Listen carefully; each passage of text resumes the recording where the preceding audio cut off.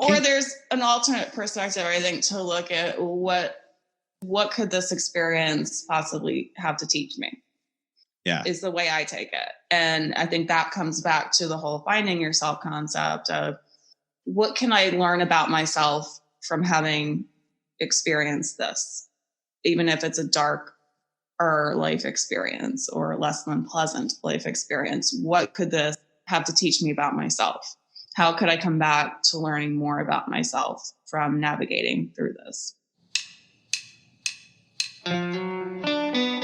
Welcome to Confessions of a Financial Advisor, the antidote to conventional financial wisdom.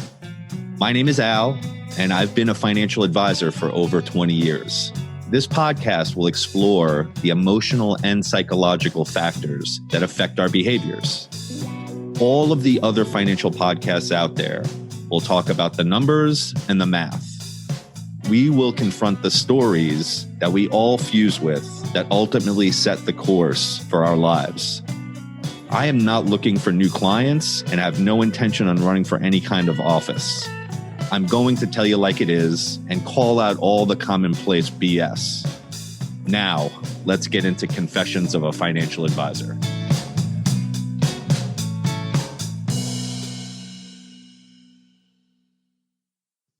Okay, we are on episode 18, and this one is called Finding Yourself. I'm here with my partner in crime, Diane. Hey, Diane. Hey, Al. It's great to be here. Great to have you once again. And of course, we've had our hour-long conversation before. Prior to the podcast, yeah. Yes. And we've been talking about finding yourself. So the quote we start with in this blog, it's kind of what started the idea for the posts, was sometimes you find yourself in the middle of nowhere, and then sometimes in the middle of nowhere, you find yourself. I love that quote. Yeah, I thought it was such a cool quote because it kind of sums up the idea that you don't know where it's going to come from. The unpredictability of it, yeah. We were also talking about that David Hawkins thing where you had 100 different ways that people try to find themselves. Oh, there's a multitude of pathways there, yeah. There's religions, there's yoga, there's meditation, there's getting a dog, there's playing golf, there's reading, and you can just go on and on and on and on and on. And people will swear by one or a handful of them for themselves. Right. But it really is different for everyone. Everyone has their own path. It's unique to everyone. I mean, there's no one size fits all approach to it.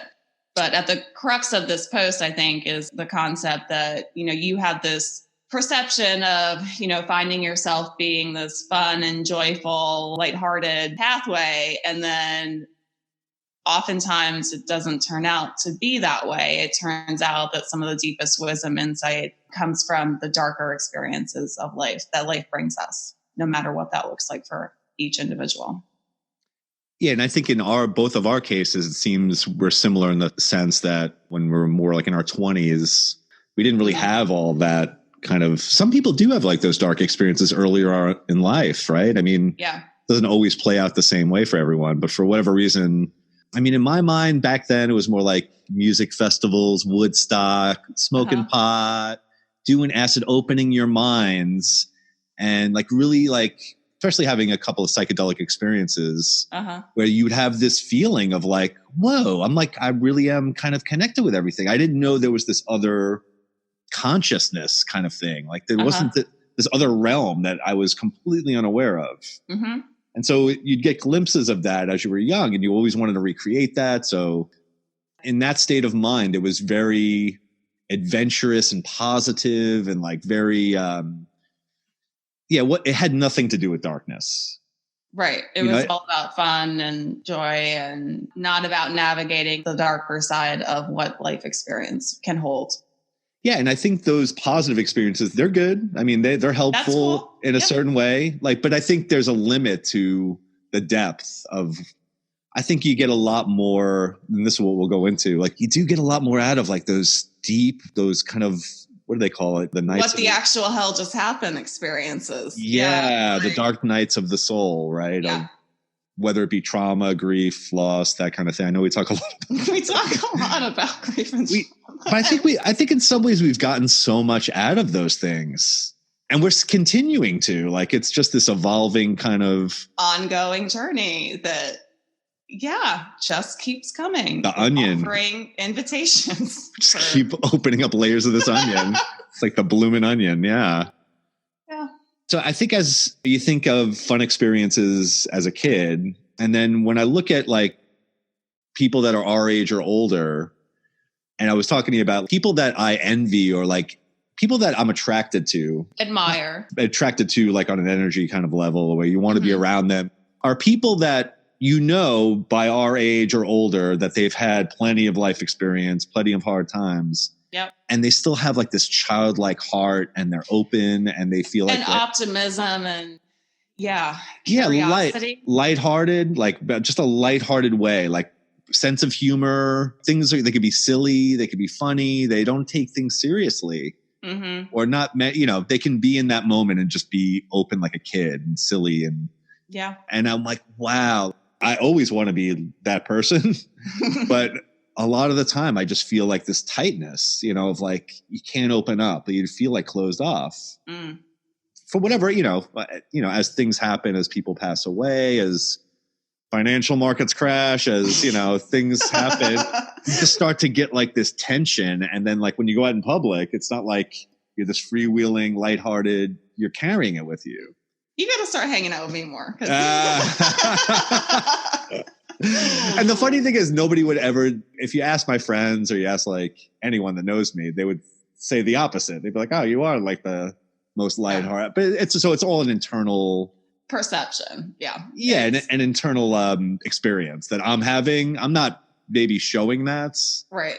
But I can tell the difference in me of, when I am lighthearted and not taking life too seriously or myself too seriously, or when I'm holding on to tension and playing the role and staying conservative and buttoned up and being professional, quote unquote. It's like, what's a professional? I mean, isn't that open to interpretation? Like I show up in yoga pants. I'm like, nobody hires a writer for what I'm wearing. Like, yeah, it's just that, but there's that perception of quote unquote being a professional. And it's like, well, my clothes don't determine my profession.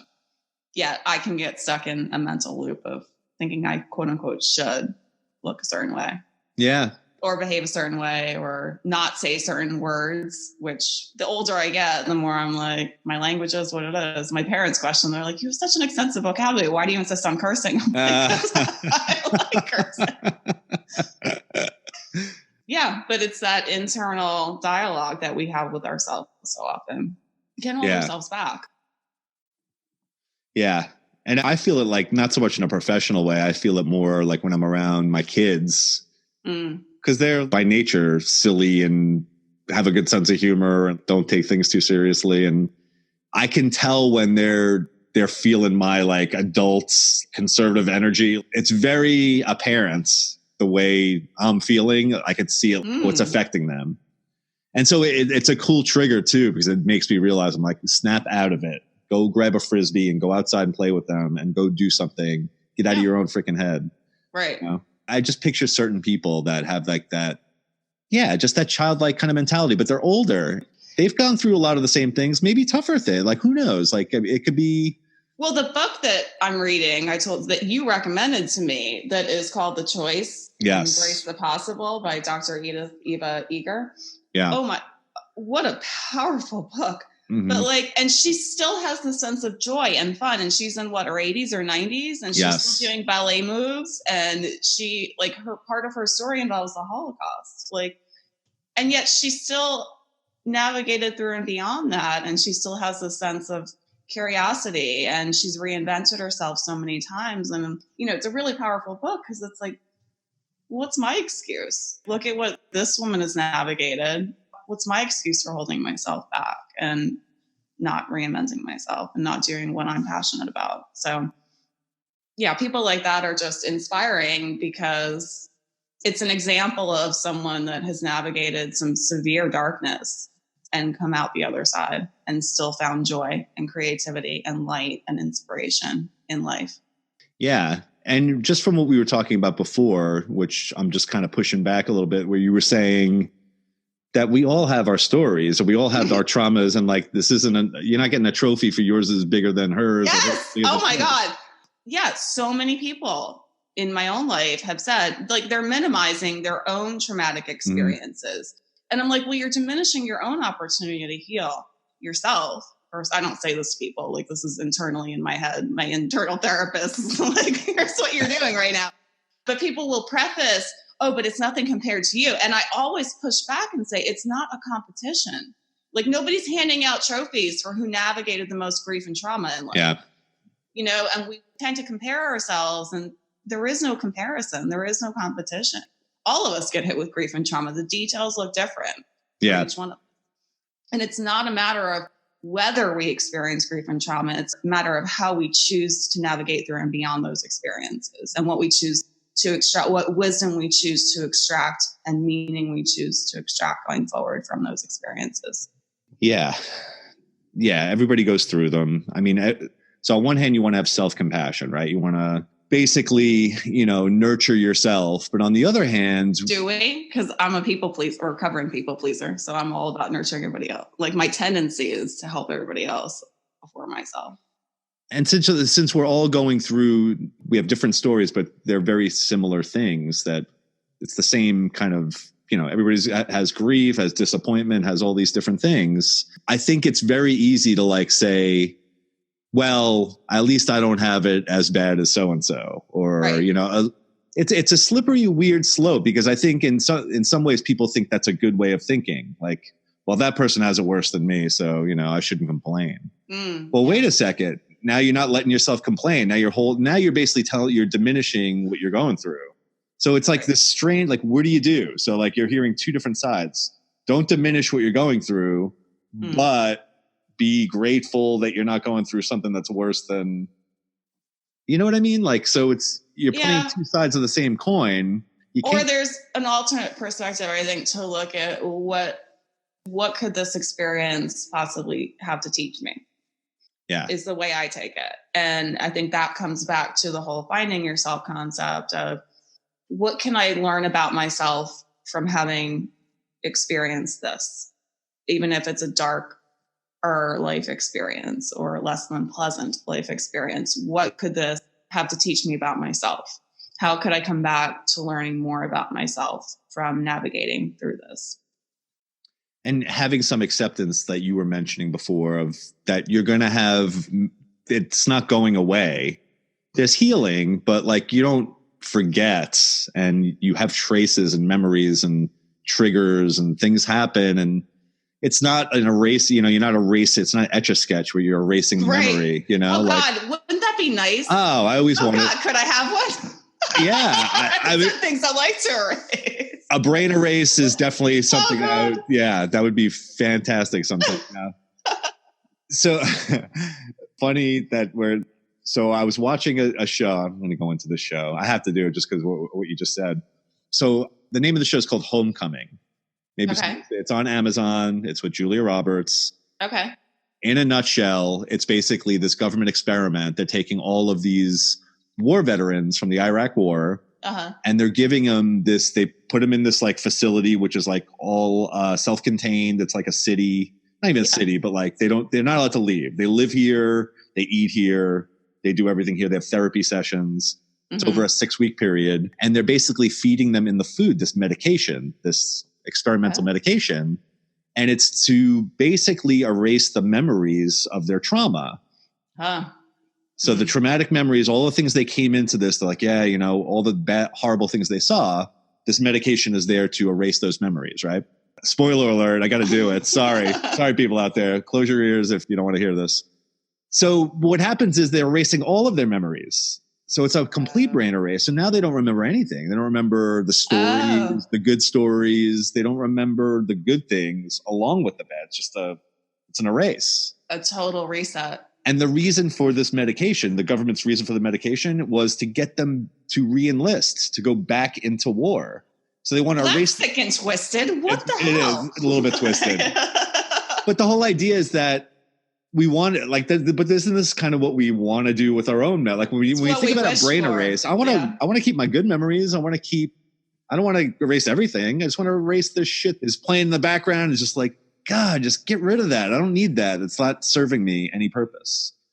Well, and it comes down to like when you numb the negative emotions, you also numb and diminish the experience of positive emotions. Like you can't numb one without also numbing the other. You can self-medicate to not feel the negative, quote unquote, negative emotions. But in doing so, we're also diminishing our experience of positive emotions. It's like you can't, they're tied together. So if we're going to experience things like grief and trauma and loss and heartbreak, and I don't love that word, if we want to diminish the experience of those things, then we're also going to diminish our experiences of joy and fulfillment and presence and connection. And you can't diminish one without diminishing the experience of the other. Yeah. And the idea of like finding yourself, to me, it's more of an idea of like a total self-acceptance of the bad, of the good, of the past memories, good and bad, of and also of your reactions to those memories ongoing. So, I mean, what happens, I think, with a lot of people is, at least for me, I mean, it's like that second arrow syndrome, you know, like something traumatic happened or whatever, something happens. And now you're regurgitating it over and over and over, and you're reliving that trauma over and over. And it's just a mental loop. It's a loop that you're playing this, you know, movie clip in your head over and over again. And what I do a lot of times is like, then you start to beat yourself up over like, stop doing that. Why are you doing that? You're playing this negative loop. It's not serving you. Stop doing that. And then you do it again. And eventually you get so worked up. You do want to numb. You want to numb in some way. Sit in front of a TV. Get me out of this. Like overwork. Just let me put my attention on something else because I'm tired of like this chatter. Let me distract myself. Let me focus on work. Let me pull work into my bedroom. That was a real smart idea years ago. What was I thinking? Yeah, let me just keep busy. Let me just keep doing instead of allowing myself to be. Yes. And it's a method of distraction that I think is dangerous. And my own experience of trauma, it's taken a year. And I'm like, why am I not there yet? And I do go to beat myself up. Like, why haven't I dealt with this yet? It's like, well, because I wasn't ready to deal with it, obviously. Like I didn't have the emotional capacity to deal with some things until I did. And, you know, I can choose to beat myself up, or I can choose to just feel and be and experience and grieve and cry and look at what wisdom can I extract from this broader perspective now that I have time between that event and where I am now. Yeah. And sometimes it just takes perspective to extract more of the meaning and the wisdom.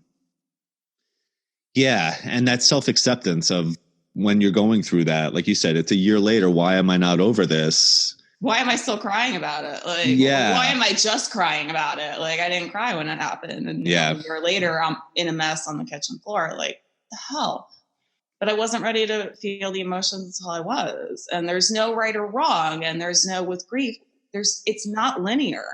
There's no timeline for it. And there's no predictability, which drives me insane. I'm like, I want the map. Show me where to go. And there is no map. And accepting that is really challenging for me. And when you think of like, if you were a little kid, if you were 5 years old and you'd gone through a trauma that you went through, like you wouldn't tell the kid, hey, get over it. Like, why aren't you? Yeah, I thought you were over that by now. Like, so it's so funny how like you can so easily do it with a little kid or even a stranger. Like you could have compassion for a stranger. At least I could. And then I look at why am I the drill sergeant of myself? Like, why am I, you know, harden up, toughen up? Like, it's almost like this weird mentality. Like you're hard on yourself. Totally. But for what purpose is that serving? So I think it's coming from a place where it's almost like a self-preservation kind of, you got to toughen yourself up. You can't feel all these emotions that are making you quote unquote weak. You know, you need to be hard because the world's hard and you need to be hard. And I think it's that kind of like underlying mentality, but it doesn't work. It doesn't work. Like not long term, and it's not sustainable. Right. It works in moments of crisis, right? Right. Acute situations. Not in, yeah. I mean, not to call life chronic, but yeah. Not in longer term scenarios. Yeah. And we were talking about like the experience of not having control of like market conditions, anything external, like that feeling of just unpredictability is terrifying.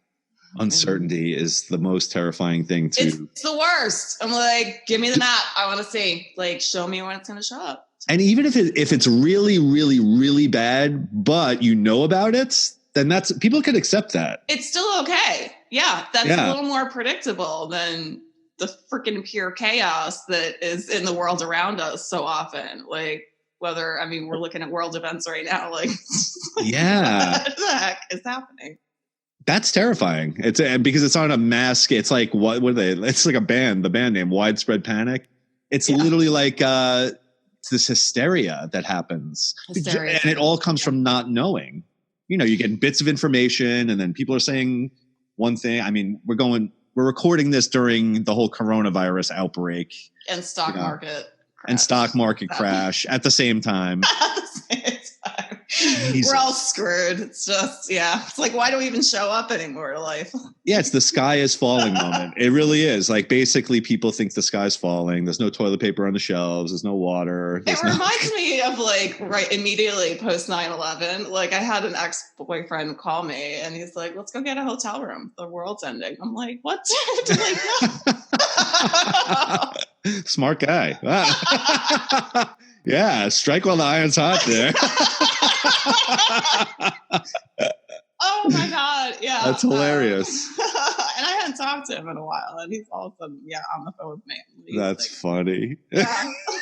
But the feeling of catastrophe and being like so out of control and like, what the hell is the world coming to?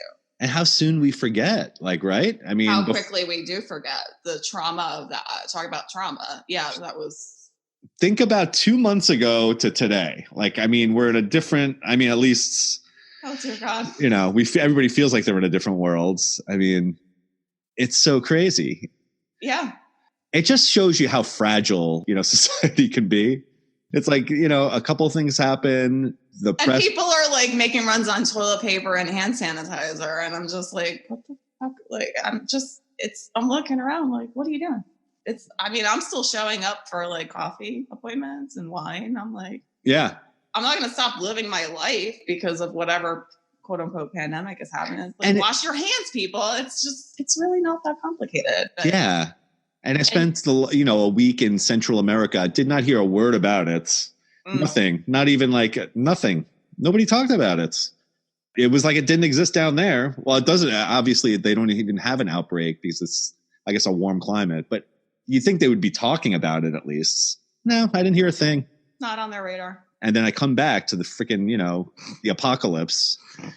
It's like, yeah, trying to get back to finding yourself. My God. But yeah.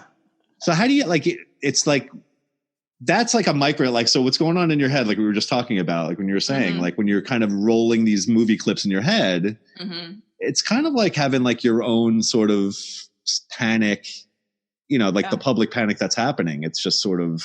But it's happening internally. Yeah. And like you made the analogy to like the waves. It's like in the ocean. And I love that. Like, well, you can let the wave, you can try to fight the waves, or you can just allow the waves to keep rolling. And you can even allow the waves to move you forward sometimes. And it's a choice, and it's a perspective shift. And it's how are you going to look at things? Like life is going to knock each one of us down. The details will differ, but we're each going to find ourselves in a dark life experience, often more than once. And yet we still have a choice of how we navigate through and beyond those experiences and what we choose, what wisdom we choose to extract from them. And I've used the example of like, the stars are always in the sky, but we can't see them until the darkness descends. It takes the darkness for us to see the moon and the stars. They're always there. Yeah. I've heard it like from like the Buddhist philosophy. It's the clouds are blocking the sun. The sun's always there. The sky's always there. The sky is always blue. Like if you go up in a plane, like once you get above the cloud cover, total blue sky. Like not like you're above the clouds. It's that higher perspective. And that higher perspective can be really challenging to reach or embrace or even allow in the middle of the darkness. But did I ever tell you the story of my ex-husband's name was the same as a hurricane that blew through Charlotte a few years ago? No, but I would love to hear this. And I knew that the X has to come up in each episode at least once. You get a lot of airtime. That's right. Of all the names of all the freaking hurricanes to blow right through Charlotte, but it happened to be a really fast moving one, and it brought down a lot of trees like all around. So this particular hurricane did a lot of destruction. But it blew through, and I was standing outside, and actually it's on my Instagram because I took a picture as the clouds were departing and the blue sky was showing up. And I'm like, oh, so even when we have hurricanes in our life experience, blue sky is always there, even when we can't see it. Blue was always there. The light was always there, even though I couldn't see it in the middle of the cloudy darkness. Yeah. Yeah, and life is going to bring us hurricanes. It's going to take trees down. It's going to bring us destruction. And sometimes the cleanup takes longer than we might prefer. But the blue sky is always there, waiting on the other side. Yeah, it's kind of, I mean, that's literally the basis of like Buddhist philosophy is that, you know, the clouds are like your thoughts that like you basically you're a clean slate. Like you're perfect as you're born. And then like society and environment, everything kind of starts clouding everything. Family of origin. Yeah. Family of origin, exactly. Let's talk about that. Yeah. And then like, so your only job is to like remove the clouds. Like that's literally all. Not even to remove them, but to allow them to dissipate, I think. To always remember that there's the sun behind those clouds, right? Or I think it's a remembering thing because we know it, like we're talking about it right now. So obviously we know this. Right. But in each moment, do we remember this or do we remind ourselves of this perspective? I mean, if you carried this perspective with you all the time, kept it at the forefront of your mind, kept an index card and you're, you know, read it 10 times a day. Yeah. The customer service rep that I traumatized last week would probably agree that no, we are not all there all the time. Even those of us who have a higher perspective and a level of consciousness. No, I felt really bad. Like she probably needed like therapy after I was done unloading on her. But I was frustrated and angry at a certain situation and some things that were still on my agenda to deal with. Mm-hmm. It happens, right? So I mean, we all have our moment. I did apologize to her, and by the end, I was, you know, thanking her. But yeah, she probably could use some. She took a nice beating in that. Probably need a Valium after she got thrown with me. Right. She got verbally assaulted. Yeah. Well, give me words. What is the post that I shared about writers are dangerous people? We're snipers armed with words. Like, yeah, snipers. Go ahead, mess with me. Yeah. And a lot of times these moments are so long. It's like going through the hard times. Mm-hmm. If you even have the memory, like if you could remember in those moments, they're not moments. Like they're days, weeks, year. Like it takes a long time for a lot of these things. And to have like some sort of like fallback thought process of something will come of this. I will, there's some benefit to this. I don't think you just go through these kinds of things for no reason. You can choose to. Or you can choose to believe that. Or you can choose to stay in victimhood and suffering and blaming everybody else and holding on to attachments to things. But healing takes whatever pathway it takes. And we're all just doing the best that we can. Yeah. And you had mentioned also the book, The Alchemist, where he's like, the character in the book is wandering in the desert. It's like sometimes we find ourselves in the most unexpected places and experiences, or we find pieces of ourselves. And maybe that's more accurate. I don't know that there's like I found myself, I'm done, like no more self-reflection for me. It's like, well, works in progress too. But he's wandering and looking in all these external places, and he ends up finding himself in the middle of nowhere, as the quote says. Yeah, I think the more you do this kind of stuff, the more you start getting the more comfortable you get being uncomfortable. That's the hardest thing. So like all this panic stuff we're talking about is people being uncomfortable. And it's their behavior. People are so uncomfortable right now. There's Oh. so much fear and anxiety in the world, and the media is not helping, as it never does. Right. And from like an investing standpoint, instead of pausing and like just, all right, take a step back. Right. Yeah. People panic sell. It's just, it plays out in behavior. Yeah. They panic sell, or they're unloading on their financial professional. Yep. I could attest to that. People don't handle stressful situations ideally. Like when people are stressed, and you and I both have a lot of experience in working with people and clients in incredibly stressful life experiences. And it's just, it's hard sometimes for the professionals to keep our composure, because we're just like, dude, get a freaking grip. Like, it's not that big a deal. Take a step back. Yeah. Perspective. But people in the midst of that darkness, they don't have that objective perspective. And that's the value of professionals, is to have someone outside of the immediate situation to calm people down and have the conversation and just. But I guess what happens with like the advisors or the professionals, they feel uncomfortable too. Don't get me wrong. Like, I feel uncomfortable. It's not like I'm going through this like, this piece of cake. I don't mind. Market's down 30% in a month. No big deal. No, I feel like the same things they're feeling. Yeah. But I've just been through it, and that's the tough part, because like when you're talking to them, you're trying to console them. You're it's like, I'm afraid, you're afraid, and I'm trying to console you. Like, yeah. So you all are experiencing it, but I think you have the experience to know that, you know, this has happened before. The benefit of perspective. And we've talked in other episodes about those of us, there's a whole generation of people, and even professionals in the world, that did not experience 2008, 2009. Yeah. Talk about walking through the fire of a life experience. Anyone. Yep. I mean, I don't care what industry you were in, it impacted you. And I actually just was writing personally about that recently. And like, you can't keep just building. Like, the construction industry in our area in Charlotte, North Carolina, has been drunk on their profits for years. It's like, you can't just keep doing this. I was driving the other day, and this happens it happened at the Arboretum the other day. I'm like, wait, where did that go? Like, they just tore it down. They're building something new. It's like, okay, you can't have perpetual growth. Like, that's not natural, and it's not sustainable. And so we've been overdue for a correction for a very long time. Right. But prior to experiencing 2008 and 2009, I would have been a lot more apprehensive than I feel right now. But I lived through 2008 and 2009. I worked nights at Target during that time while my ex was unemployed. And I was showing houses during the day. Wow. I lived through it. And so now I am a lot more calm and stable feeling than I would have been had I not had that experience 12 years ago.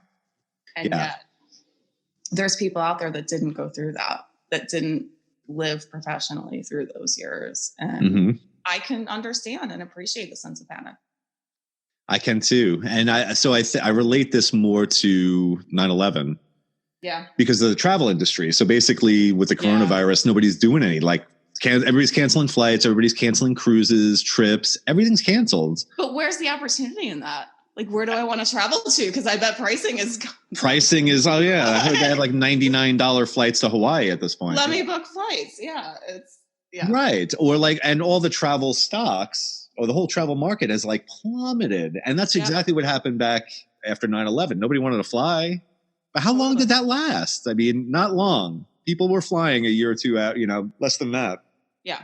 The world kept going. Back in the sky. Yeah, pretty quickly. So the perspective is, look a year down the road. I mean, a year after that was happening, people got back. Life goes back to normal at some points. But when you're in that intense moments, you think it's going to last forever. You think it's going to be a lot worse than it usually is. Mm-hmm.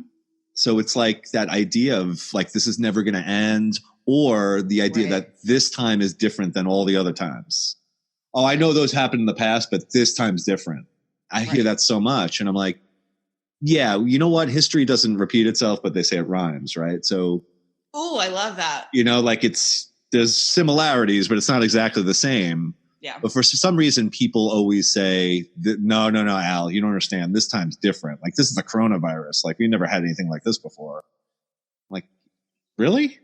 Why don't you do a little bit of research? And actually, Ebola, this happened many times. Yeah, we've had pandemics before in the world. Yeah, it was H1N1, then there was like SARS, and then it was, things that you can't remember because you're not in the moment of that experience anymore.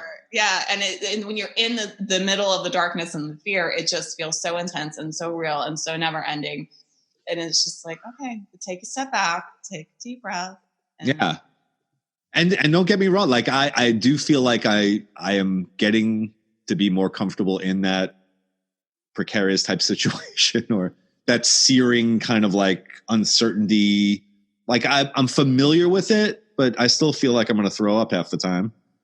I still feel like I get a little nauseated. I'm like, oh God, here it comes again. But like I have the experience of going through it before, like you said, where people, and surviving the other side. It's like, whether it's divorce or trauma or whatever, grief, it doesn't matter. Like once you've navigated a fiery life experience and come through the other side, you have a different level of understanding of your own strength, I think. Yeah. At least that's been my perspective on it. Like, well, I've navigated whatever I've navigated already. I can do this. And let me just take it one step at a time and keep going forward.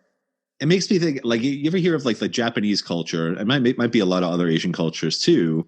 That I've heard the story about how like the kids in like the Asian culture, I think it was specifically Japanese culture, would literally like get into arguments and fight with each other about who was going to be able to take care of the parents as they get older, because it was such a big honor to take care of the elderly. Okay. Because the elderly are seen as like so wise, like it's like the polar opposite of our culture, where the elderly, you can't do anything anymore, so you're worthless. Yeah. There, it's the opposite. It's like it's an honor to take care of the elderly, and I thought that was such a cool, again, reframe of like older people are wise. I mean, somebody that's lived 80 years, they got all the experiences, they had all of the market crashes, the deaths, the traumas that. They've dealt with everything. Like they've seen it all. The amount of stories, like the power of our stories, how many stories they have navigated and lived through. Like it comes back to that book, The Choice. How many stories she has that so deeply, like I was in tears in the introduction because I'm like, such deep resonance with what she was writing and saying and expressing, and just to witness her stories of her life experience, like, and again, the details differ, but there's so much we have in common that we don't know unless and until we choose to keep sharing our stories. I think, I think I had a different interpretation of what finding yourself meant, at different, like it means something so different now. One thing I was thinking about, I just got back from a surf trip, but the one prior, I went on one last year to Costa Rica, and it was this surf camp called Surfing with Amigas. So it's all these like 25-year-old blonde, blue-eyed surfer girls that are just like, again, hippies, and just, all they do all day is like teach surfing, and they're drinking beers at night and happy-go-lucky, not a care in the world, adventurous, like. And I remember thinking, now I was there at 46 years old, with my girlfriend Shelby, and looking at them like just through completely different eyes. Like I'm like, if I was 25 and there, I would be like so enamored and like just been like in love, like, oh my God, these girls have it made. This is what I want to be like. They're so free spirited. They're so this, they're so, and then I'm looking at it as a 45, 46-year-old, and there was nothing wrong with it. I was like, that's cool. But I was like, oh, I get it. Like you just haven't had life experience yet. I mean, you're 25 years old. You're just having fun.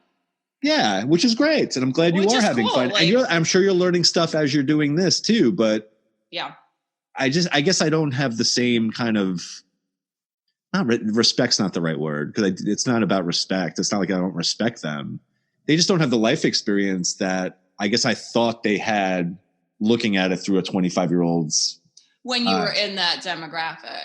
Right. Yeah, I thought they were like the end all be all of everything and knew everything about everything and had it all together. And it was like this perfect mentality of everything. And you get older and you realize I get a lot more out of people that have been through the mill, I've kind of been through the That's why you and I get along so well. Yeah, but it's easy to relate. You can talk surfacey with the people. Yeah, you can have fun beach talk, but is there any depth and substance? And and not everyone. And I have friends that we talk about generational stuff too. It's like not every millennial is superficial. That's not at all true. I actually was just with a millennial friend. She's solidly millennial, like in her 20s, but we have multi-hour conversation and like time flies, and we just, because she's willing to go deep. She's definitely an old soul, and we connect on that level. But it's just interesting. Like, and there are people my own age that I'm like, I can't talk to you for more than 3 minutes because I'm just like the first guy that I dated. Like, dude, tell me just couldn't go there with depth and substance, or wasn't willing to. But yeah, it's just interesting. Yeah. It just depends. Like it depends on people's life experience, I think. And I think some people, experience a lot of trauma and abuse at a young age and choose to navigate through that and extract the wisdom. And then they end up, being people that I really enjoy communicating with. And then other people hit 40 and they've never experienced a fiery life experience. Like, it just depends. There's no one size fits all, I don't think, but it's about, what life brings us to experience and how we choose to navigate through and beyond it and what we extract from it in order to find pieces of ourselves. Yeah. And I think of course we live in, somewhat of a superficial society that kind of somewhat. All right. I guess I'm being a little lenient. Yeah, I mean, it's all about the youth, right? It's kind of like totally. Women over 40. Oh, you're done. Like, no. Right, and I started to think and then you start to fall into that. Then you look at yourself in the mirror and you're like, oh my god, my eyes, my wrinkles, this, that. You start doing that kind of thing, and I always love the idea that I earn my wrinkles. I like thinking it from the opposite standpoint of I earn these. Yes. There's a song that I love by Brandy Carlisle. It's called The Story. And the song starts out, all of these lines upon my face tell you the story of where I've been or who I've been. And it's a beautifully written song. And it's just such a powerful, and I love that way of looking at it. Like, I earn these lines. Like, these are my life experiences. No. And I mean, would I go back and want to live through all of them again? Hell no. I wouldn't want to go through divorce again. I wouldn't want to go through assault again. But they happened, and yet here I am. And I'm not going to apologize for what I've experienced. They're just stories that are part of my past. Yeah, and you were saying earlier, so basically finding yourself is just showing up every day with choosing to show up. And it is a choice. It is. And it's not always an easy choice. Sometimes it is a brutal choice to make. Sometimes it is so hard. A year ago, I was out with friends drinking wine. And at the time, it physically hurt to laugh. And I was like, fuck it. I'm drinking wine with my friends and I'm going to choose to laugh because the healing power of laughter, I was willing to pay the price of the pain at the time. And sometimes it is not easy to show up, and it's not easy to take that next step. Or to even know what the right next step for you is sometimes. Right. So it is a choice to just keep showing up for our life experiences, no matter what the details of those look like. I mean, it comes down to that one decision. And again, you don't always have to do it. It's just, I guess that's kind of the one choice you have, right? The one choice is, I'm just going to show up. I don't know what's going to happen. Right. I don't know how I'm going to handle it. I'm going to be uncomfortable. I'm going to be a million different things. I don't know. Again, the uncertainty thing. I don't know what I'm showing up into. Right. I'm choosing to show up. And I don't know what the outcome's going to be. And that's challenging for me to let go of outcomes and expectations, and to really not have any expectation, or embrace the unknown, which horrifies my recovering perfectionist and planner. Like I want to see the path. Show me. Embracing the unknown is wildly uncomfortable for me. Yeah. I think for most people, I mean, you're definitely not alone in that one. I mean, the unknown, just, And yet I wasn't looking for a cat, and you've met my cat that I adopted recently, who just showed up like, hi mom. I'm like, oh, hi. I wasn't looking for a cat, and he adopted me. So Yeah. Embracing the unknown opportunity. That's the challenge. It's the challenge of like sitting in that, again, that uncomfortable spot. Like, can you do it? Can you sit in it? Can you show up? But the flip side of challenge is opportunity. That's the only way to it. You're not going to get it not showing up. Opportunity doesn't come from not showing up, right? Well, right. And there are days when I choose to stay in bed, but, and I could have chosen a hideaway after trauma happened, and I could have chosen to not show up for my life. And the defiant part of me very much from the beginning was like, screw that. Like, no. Yeah. I was listening to Tara Brach. Tara Brach, I think I've told you about. She's a meditation teacher. She wrote a book called Radical Acceptance. I haven't read her book, but I've done some of her meditations. Yes. Okay. And I was just listening to one today, and she was talking about the self-acceptance type thing.